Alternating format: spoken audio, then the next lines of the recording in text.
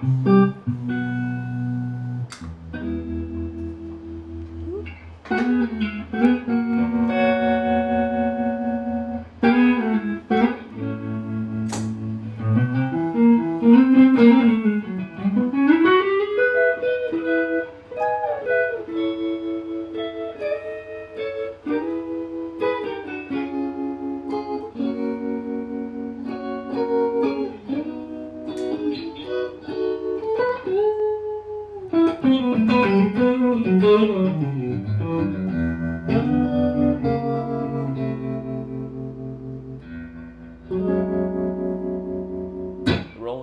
Yeah. We live now.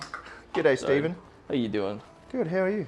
Doing wonderful. Sorry, I'm gonna try to get this thing more in tune. Did you tune it back to standard? I tuned it back in standard, yeah. So what did you have it in before? It was in a, I don't really know what you call the tuning. It's above my pay grade and understanding.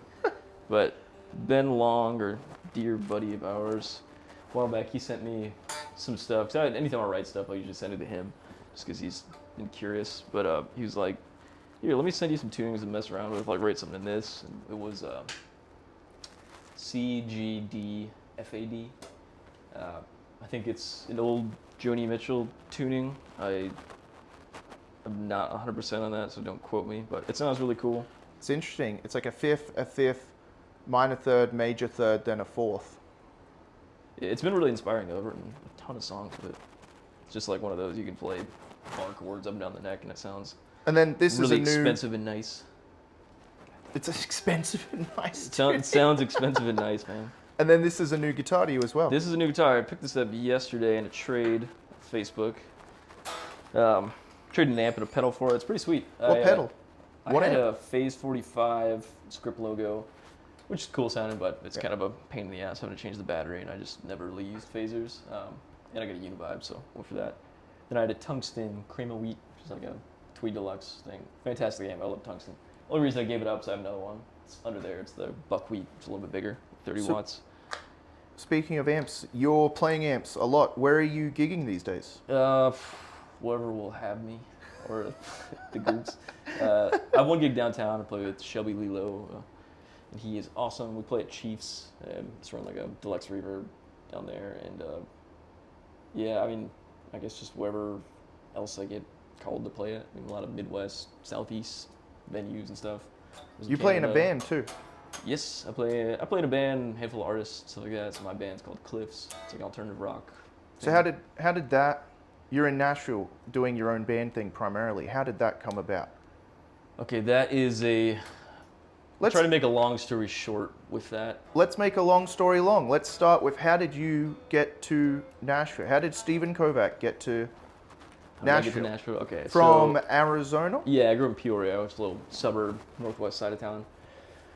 I started playing guitar when I was like 12 and just kind of fell headfirst into it. I was horrible at sports and everything else. Pretty good at video games, but I was like, can't just sit at home and do this. And my parents reminded me of that all the time. Opportunity, yeah, right. Mate. Could have been a gamer. These days, probably would have made more money, honestly. But yeah, I was like 11, 12. I'd tried like every sport like 2 or 3 times, and there was no hope. I didn't like any of it. My neighbor picked up guitar and started taking lessons. My mom was like, well, you want to try doing that? And I was like, sure, why not? I really thought about it. I always liked music, but never thought like, oh, maybe I should try an instrument or something. So got an acoustic guitar, just kind of fell head over first, just straight into it, loved it. It was like the first thing I was kind of, I want to say naturally good at. I think maybe I got a little lucky, just I have longer fingers and stuff like that, but I got obsessed with it like instantly. And that kind of just started the journey for it. I joined a band when I was about 15. It was kind of like just a cover band, did a bunch of music. It started mostly as rockabilly. I just dropped my pick. Yeah, I'll find it later. Started as rockabilly first, and then as time went on, I kind of started throwing in other styles like rock and pop and whatever else. And I go to jams a bunch throughout the week, and it just became very clear like music is everything to me, and I'm gonna find a way to like do this as a career. And so when it came time to go to school, I was looking at L.A., Chicago. I didn't really think about New York. New York was like really far. I still have never been. But then Nashville, and was kind of kicking around a bunch of different options, talking to a lot of people, and went and toured school in Chicago. Kind of got their take on things. Literally asked them, I'm like, can you convince me to go to this school over going to school in Nashville, given what I really want to do, and that's play music. And they basically beat around the bush, but said no. So at that point, I was kind of like, No, but I probably should go to Nashville. No, but for $100K, you could live in Chicago. Yeah, you could live in Chicago. I do love Chicago. Still probably I my do, favorite me too. city, I was just there. Yeah, there's a lot of just signs that made the most sense to go to Nashville, and so. So what year was that? What year did you move to Nashville? I moved at the beginning of 2021 because. Oh, so did I. Same thing. I graduated high school in 2020. And basically went on spring break. That's an interesting time to graduate. Yeah, so we went on spring break and never went back because that's when. Yeah. COVID happened. Oh, interesting. Yeah. Yeah, I was thrilled. I hated high school. I think that's a common thread with guitar. I never liked high school. It seems like it. So you moved when you moved here though. Your parents also moved here. Not at the same time. So okay, not at the same time. I planned to go to Belmont, but given COVID was going on, I stayed home, deferred. I kept the scholarship I had, and went to community college for that first semester, and then second semester came around, and that's when I moved to Nashville. Okay. And so moved on campus, and I was there for about a year and a half before I dropped out to go on the road. But parents, they moved out beginning of 2020, or maybe it was the end of 21, and got a house like the first quarter, second quarter of 2022. They were just looking for a change as well. Like we'd been in Arizona for 17 years, 18 years. My sister was in California. Where were you before Arizona? I was born in Cleveland.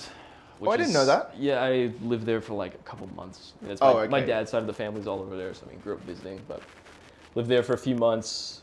Moved to Charlotte for about a year, maybe. It was my dad's work, and then his work took him out to Phoenix. And that's I never knew that. I just thought you were a Phoenix boy through and through. Yeah, I mean, I got to claim Phoenix. That's where I actually grew up, but I technically was born in Cleveland, so. Well, it's nice to have mum and dad here now, I bet. Yeah, dude, it's great. And your dad's like a big guitar nerd, right? Yeah, he's big nut. He doesn't really play much, but he's got fantastic taste and is just into so much gear. And that's cool. It's cool your parents are super supportive of it. Because dude, I would not be here if they're not supportive. They believe in me so much more than I do most of the time. So. I think, no, we all believe in you, mate. So you mentioned touring. So you quit school to go on the road. Yeah, so I tried to stay at Belmont. It was coming up my junior year, and I was going on the road, and I still had like those hybrid classes going, and I really like Zoom. Yeah, I was trying to get a schedule where I could stay online for that like first month or two, but they just were not cutting any slack. They were trying to kind of push everybody back on campus because they want that room and board. You know, colleges tend to like money, and if you live on campus, they get more of that. So crazy concept. Yeah, right. Crazy concept. And so I tried, and it was just like, okay, this is working. So I dropped out of there, and I went to Southern New Hampshire University online, and just finished out there, got my business degree. New Hampshire, is it live free or die? Something like that. I don't know. The school play chords or die. Yeah, I think the school was the play the modes or die. It was Penny Penman was like the mascot. I don't know. I never went to the school or anything. It was just strictly online. Someday you have to go to the physical campus now, just to be like, hey, I'm alumni. Yeah, I'm alumni to this school. So you go on the road, and you're obviously not really on the road as much anymore. So what happened? You were on the road doing the Sideman thing. Yeah, I was doing the Sideman thing for a long time. Good couple of years. I mean, since I'd moved to Nashville, I pretty quickly fell into playing downtown, and then the people I was playing with there, we'd go on weekend runs a lot of the time, and then started playing with some more artists. That's how I met you. Yeah, we met at Honky Tonk 2 in the middle of a winter. Yeah, and we were talking because you had a St. Louis electric amp. Yeah, Lewis Electric. That's Lewis right. Electric. Damn, and I then forgot that's how we met. We ran into each other at Tootsie's Back, and I was like, we actually should hang out. Yeah. Like, please. It's like, what a concept. We should actually we should actually hang out. And then you came over when I had that huge basement, and I used to have like 40 dudes over to play. When I bought that 100-watt Marshall, and like 40 dudes came smelly over. And loud. Yeah, that was fun. That was a good time. So, but the thing is, you're on the road, and just as things are settling into like a career job, you decide to give it up. Yeah, there's a lot of people who dream of the Sideman thing and just, hey, like I've got a salaried thing, I'm going to travel the world and play, and you just said, no, I'm good.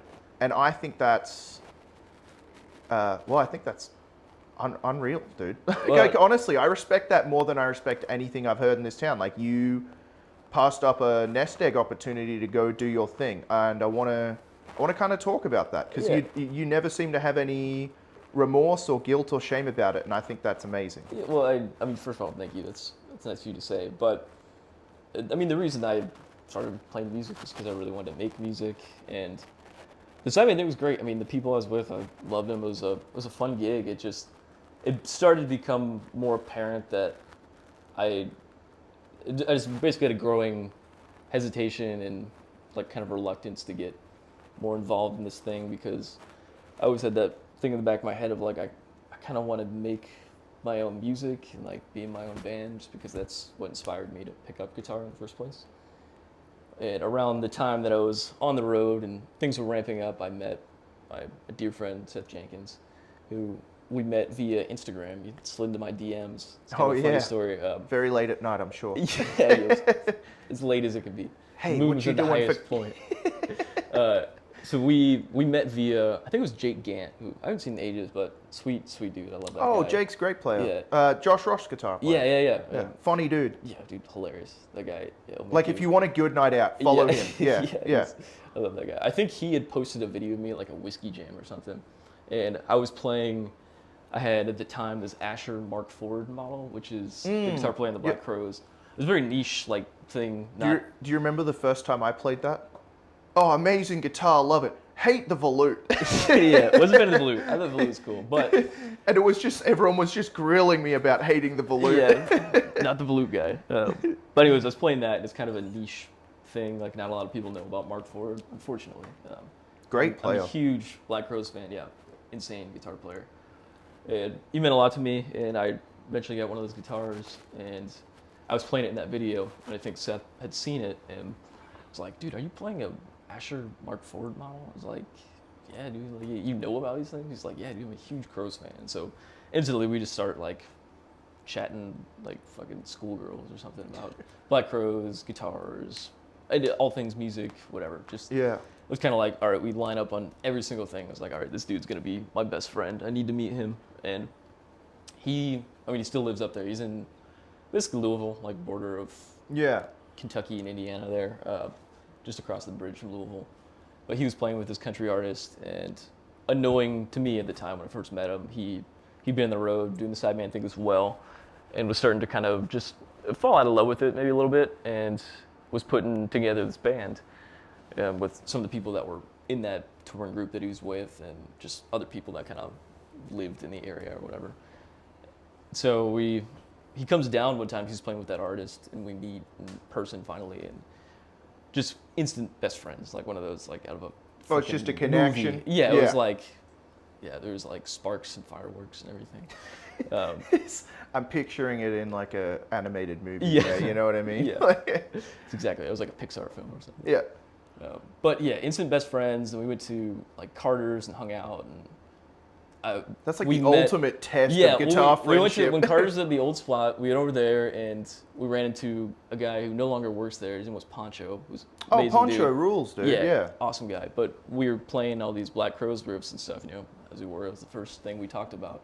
And he hears us. He's like, "You guys playing Black Crowes riffs?" And he goes and grabs one of Rich Robinson's guitars that was for sale there. It was just kind of like this weird, like, this was like fate that we needed to meet each other. Yeah. There's just so many of those instances along this kind of time of the band starting, whatever. Right. And tour was starting with the artist that I was going to play with, and I had to make the decision whether I wanted to go on the road or start this band. And it was a big decision. I talked to a lot of mentors of mine and family, friends, and just kind of like, what should I do? And they just said, go with your gut. And my gut was like, I need to try this. I need to try to do the band thing and see what happens, because I'm young, have the time and the opportunity to do it, and I don't know that I ever will at a different point in my life. And so I was like, let's give it a shot. And met the other dudes that he had kind of rounded up, and they'd sent me some demos, and I was like, can I give you my thoughts on them? And I like just ripped them apart, and they're like, all right, we like you. And sick, cool. So it was meant to be. It was meant to be, man. We hopped on a couple of Zoom calls before we actually met in person, kind of get the feel of everything, and it's like, fast friends, and we all got together at the bass player's house up in Indiana, and man, it was just, yeah, it was family like from the start. And now you've done a record. We did a record. It was recorded a long time ago. Recorded at like the end of 2023, but Okay. That was up in Indiana, right? Yeah, that was in Bloomington, Indiana, a place called Russian Recording. Great studio. Oh, up that there. guy's kind of famous for having a lot of oddball microphones. Yeah, right? he's got like a. It's got like a huge USSR and Asian microphone collection. Yeah, he's got big. I mean, Russian Recording is that Yeah. name. I don't know. He might be from Russia, or at least his family is there or something. There's some connection to that, but he has a lot of great microphones, specifically from Russia and Asia and the eastern countries and continents. It's really cool. There's like a really famous cat that they had. That was like a big thing on social media. It's kind of a fun rabbit hole to go down. The cat? There's a cat, yeah. I don't remember its name, but that was like a huge selling point. They like merch and all this shit. Oh, okay. Yeah, just one of my fun friends. little factoid about that place. One of my friends is just obsessed with his mic collection. He's just it's like, really awesome that's too. his like special interest is this mic collection Yeah. this guy has, and trying to replicate it at this point, you know. Yeah, it's cool stuff. Where all major streaming and all that, I can link it below. Yeah, it's Cool. on. Yeah, I think it's on YouTube too, I believe. So- but yeah, Spotify. So you've Apple, gotten to the whatever. point of like you can fulfill any job as a sideman. I mean, you're versed in like every genre as far as I'm concerned. I've never heard you not sound musical in any context given to Well, you. you haven't heard me play every genre, then I don't. But how do you compartmentalize the fact that you're in a band, so you are doing your thing and serving the song versus you're also a sideman to make rent? Yeah. I How do you compartmentalize that? You have such a unique voice on the guitar, but I've seen you play everything from American Girl to, you know, Tennessee Whiskey Downtown, and then I've seen you do your thing. Do you have any thoughts on compartmentalizing and perhaps performing within that realm of like, I am a unique player with a singular voice that perhaps no one else has, but I also have to fulfill the role of paying my dues and paying the rent? Yeah. I mean, I guess I don't personally feel like I have the most unique voice, but I think that's kind of the same experience. I most would be people worried have. if you did. You know what I Yeah, mean? I would almost want to go home. Yeah. I think maybe that's something you feel more down the line, but yeah, I mean, as far as style goes, you just kind of by doing all the things, being sideman, writing your own songs, playing with original band, playing with artists, that kind of just all I think falls into place. I mean, it's a life of work. I mean, we're all trying to do that still. As far as compartmentalizing the two, I don't know. It's not like you're using completely different parts of your brain, at least for when you consider guitar. Like I'm sure there's been many times where you're playing with an artist and maybe they haven't recorded their songs yet, and they send you a voice memo with them singing like an acoustic guitar and A like Suno demo now. yeah, maybe a pseudo demo now. I got it. And then I'm that. really busy, actually. I have a Yeah. gig booked that Yeah. day. But anyways, in those moments you kind of are left to come up with your own parts, and Right, yeah. that's not that far away from writing your own songs. You know, it's like you got to come up with your own parts for that too. So there's some like through lines between the two. I'm finding when I see you play, a lot of the guys are hiring you because I watch them watch you and they're smiling whenever you're soloing and stuff. They're hiring you because they love you, and I think that's a really great place to be. you Yeah, know? I hope that's people are hiring me for me, because it's at the end of the day all we can really be is ourselves. One thing is, you are extremely versed in genres. You can. I try to be. Yeah. So what does that look like? Because, you know, you move to town, and I never got this, but guys would be like, I'm a jazz player, I'm a country player, I'm a rock player, whatever. I don't get that. I don't look at you and think, oh, there's Steven. He is an alternative rock guitar player. Yeah. I look at Steven and go, there's a guy who's comfortable playing guitar. How did you find, was it a conscious decision of, I'm going to sit down and learn country today and I'm going to learn how to play over rock? Or is it just, what does practice and what does growing up and study look like to you as far as learning to play within the context of different genres in a band? Okay, so I would credit a lot of that to the music I was exposed to at a young age. I mean, like a lot of people, it was like 60s and 70s rock and roll. And I was like, I was 13 or 14. Like, I didn't want to think about anything besides like Clapton, Jimmy Page, Hendrix, and all that shit. Like Rolling Stones. Later on, we got to get you to do your Clapton impersonation. We'll I remember see. the day you pulled it out. It's insane how Yeah, good it is. Thank you. I've spent a lot of time listening to him. Yeah. But that was like think that's I'd how we say connected, really. Day one, yeah, was like all that British invasion stuff. I still Okay, love yeah. that stuff to death. But Do you growing have up do you have a still- kind of favorite moment from that? Like I have mine, but is I there mean, like I- a singular kind of like track or solo that you're like, this is just I mean, Crossroads, dude. That It's solo Crossroads? is fucking amazing. It still gives me chills this day. it's unreal, isn't It's it? like the perfect blues rock guitar solo. Like you can't, Yeah. you can't get better than that, in my opinion. I know some people don't love Clapton as much, but I mean, I'm in the Clapton fanboy camp. Yeah, I'm unashamed Clapton fanboy.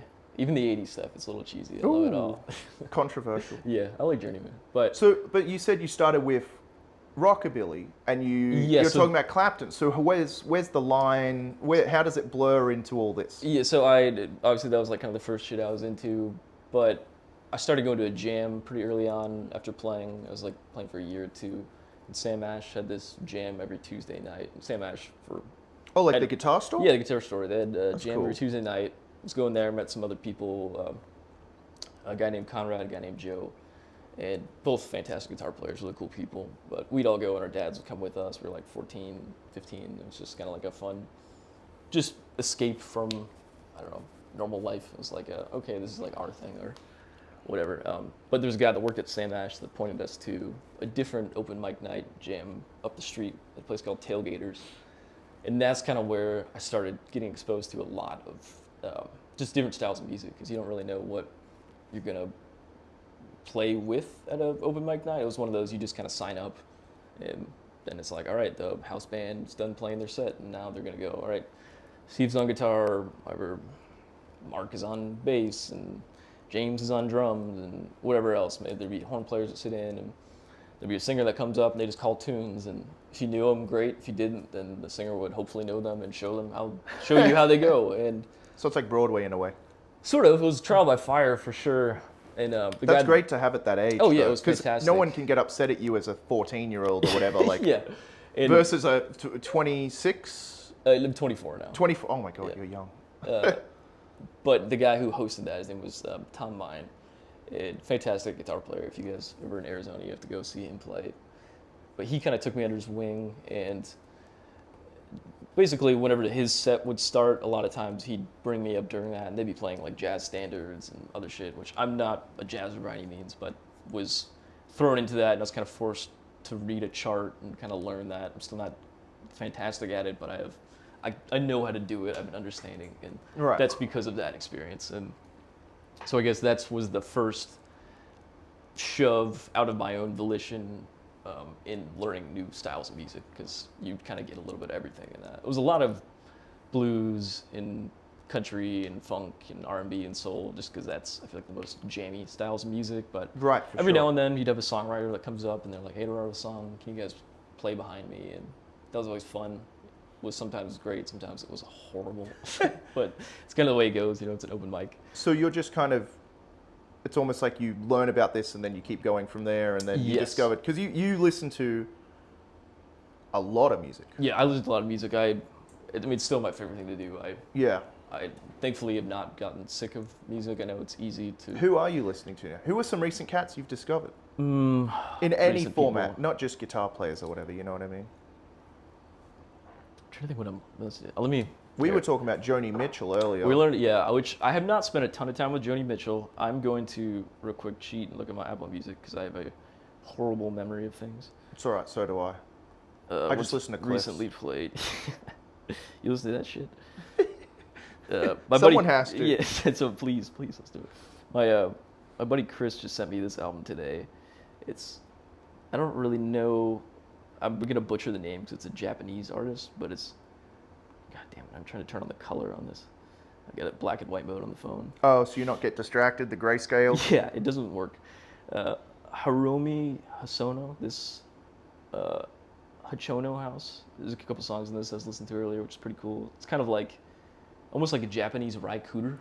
Oh, that's it's cool. It's really, really sick. Are you a big Rye fan? He's like I he's like a love- big West Coast guy. I so- love Rai Cooter. I love the West Coast stuff.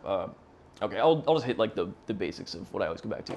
I love Jeff Tweedy and Wilco, Ryan Adams, Blake Mills. Like that's my, if I could do anything for the rest of my life, be like that. I fucking love that kind of music. It's That's great, yeah. lyrically driven, but it's not really bound by genre. I guess you can really those people just take their music. So in a you're lot of different you're ways. less interested. I think you and I connect a lot on this by the bounds of country and rock and America, and you're more interested in a voice within music. Yeah, I mean, if it's good, it's good. Like I go back to those people, but I listen to a lot of other stuff. Like there'll be times where I'll listen to bluegrass for a little bit, or I'll listen to some jazz or fusion or whatever. Don't listen to fusion. I only You listen end to a up little like bit, me. you know? You go a little mental, a and then little bit. all you can do is talk about Pat Metheny.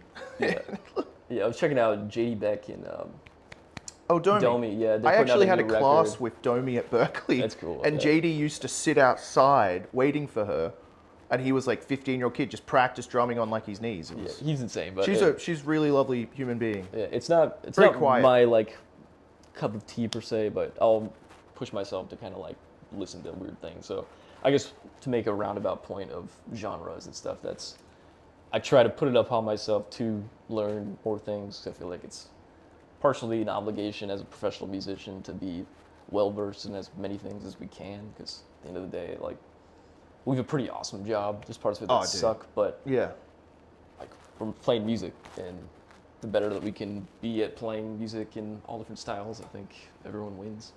So do you spend a lot of time just learning songs? What does practice look like for you now? I think that's a big thing because I've always found you're always pushing your own voice. Like you sound stronger in your identity than you did when I met you, but I know you're constantly working. But what does practice look like for you now? What is conscious? I'm sitting down to play the guitar today, Yeah, which you do all day, every day anyway. But if you were to say like, I'm actually going to practice and learn, what does that look like for you? Yeah, I love looper pedals. That was huge for me. Like from a very young age, I got a looper pedal, and that was just like, you know, making up my own stuff and trying to like. I guess I didn't think about it as like I'm making up songs, but it kind of was because you're making up your own parts and Like stacking little them. ditties and Yeah, exactly. And so I'd like come up with a chord progression, come up with some cool parts, and then I'd be like, all right, this is the song. I'm gonna practice soloing on it, and I'd like record myself, listen back, and that kind of I think train my ear a little bit to. Do you always have like a looper on the board? Not on the board. I usually just have one sitting around here. I don't know where it is right now. I had the little mini Ditto looper. Yeah, I got like yeah. the bigger one now. They work good. There's one built into that H90, which is okay. I don't like it as much. I like one button. That one's got three. Yeah. It's a little It's an easier on the expensive loop brain. pedal, mate. Yeah, right. I use it for like one reverb sound and the looper. So when you're looping kind of things, you're making these things, do you just inherently play something and then go cool, or do you spend time searching? What does that process look like for that you're trying to, I've seen you do it and you make these great little like parts, but how do you think about that? Are you just throwing caution to the wind, or are you conscious of it, or I mean, what it does kind it of look depends. like? Sometimes it's more intentional, where it's like, okay, I want to work on these double stop, like kind of pedal steel isms, and I guess if you consider that scope, maybe I'd try to do something that's more like cowboy chord, open thing, give it like a waltz feel, and then practice as if I was gonna be the steel player or something. But other times, I'm just like, I want to see what musical thing I can come up with, and I'll just kind of screw around until something sticks, and I'm like, okay, this is kind of got a vibe to it, and then I'll just keep pushing it and pushing it and pushing it until I think it's really cool. And Are you always thinking of chord progressions? not always. It could be melody. It's always going to be some combination of melody and the chords underneath. If it starts with the melody, usually I'll loop the melody, mess around with bass notes underneath it until I find something that's interesting, and then. You told me to do that once, and I want to touch on that. You said, I was asking you about how you manage to play so melodically yet keep it sounding like a tune as opposed to just a melody or a bass line. And you said your teacher, when you were very young, told you to learn the bass line and the melody for a song and play it together. And I was wondering about the development of that. So yeah, that was Tom, or sorry, not Tom. I had two guitar teachers that were really important to me growing up. Todd Kenyon was my first, fantastic guy. Love that dude to death, and he's taught me so much, and most credit goes to that guy. I took lessons with him for about 3 or 4 years. I don't think it was even like it wasn't like a serious moment. He just kind of threw the idea out there, like, hey, we should learn the melody of like Drops of Jupiter or some shit. It was like some like pop song or like The Weight, something like that. It's like you should learn it and like kind of work out the vocal melody and try to play at the same time. Not verbatim, but it was some conversation like that. And I guess that just stuck. And when I got the looper pedal, then that kind of became another exercise I do every now and then, is like figure out the melody of the song and try to kind of recreate it, just a guitar and loop. So what does keep playing stacking. a melody and a bass line look like? Just give us something off the cuff here, I guess. Yeah, let's see. Do you want like an actual song, or No, I just want to see what you anything? kind of, whatever you're feeling like. You know what I mean? I want to Yeah. hear. I want to hear Steven. All right, let's play. see. Let's see what we got here. Good melody.